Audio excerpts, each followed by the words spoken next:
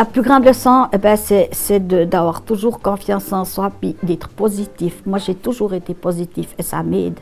Vous savez, puis c'est vrai d'avoir perdu mon fils parce qu'il est mort avec Exit. Il donnait plus que 2 mois, puis il voulait plus, ça allait plus. Puis alors il m'a dit, il ne faut pas m'en vouloir, maman, si je fais ça, mais j'aimerais que tu sois là pour quand je prendrai la potion. Puis j'ai dit, ben ma foi, si c'est ton choix, je respecte ça. J'ai rien regretté ce que j'ai fait parce que je me sens libre, ouais, parce que j'ai fait ce qu'il a voulu. Et puis, bien sûr, j'y pense souvent parce qu'il n'est plus là. Mais moi, je suis positive, je me dis, il faut toujours aller de l'avant. Il y a toujours, vous savez, il y a des mauvais jours, mais il y a toujours du soleil au bout. C'est ce que je dis à tout le monde, c'est vrai. Vous savez, on dit toujours, on reconnaît malheureusement la valeur de l'eau lorsque le puits est à sec.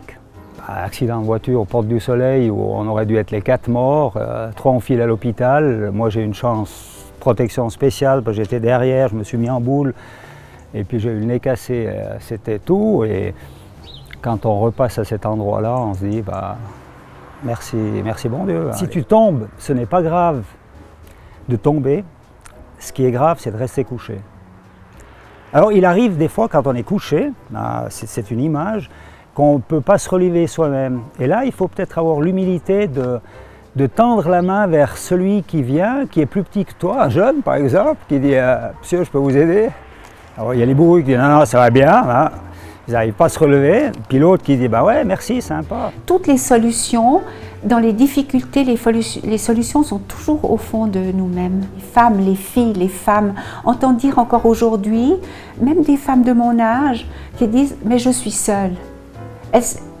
Elles sont seules, pourquoi? Parce qu'elles n'ont pas un conjoint, parce qu'elles ne vivent pas avec quelqu'un. C'est bien pire de vivre avec quelqu'un et de ne pas avoir un partage qui est un vrai partage. Et c'est drôle, chaque fois que je me suis sentie très seule, c'était toujours quand j'étais avec une personne qui n'était pas une personne qui était faite pour moi.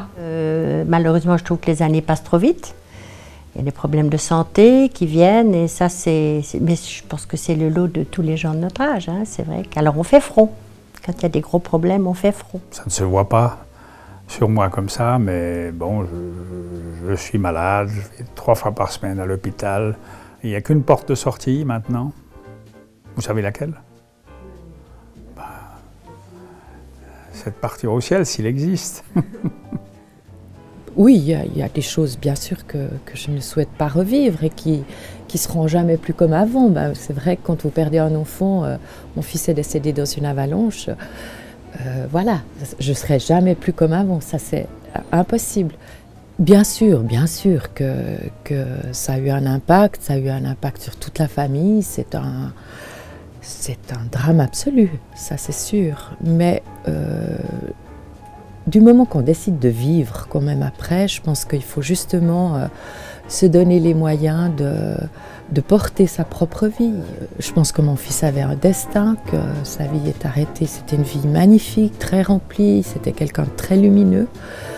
Donc, et je crois beaucoup aux signes et aux liens. Hein. Donc je pense que maintenant, lui, il me demanderait de continuer de vivre de façon lumineuse, avec de l'énergie. Et il me disait tout le temps, ça va aller maman. Je dois m'employer à garder ma joie de vivre. Pour moi d'abord, mais aussi pour mon entourage. Oui.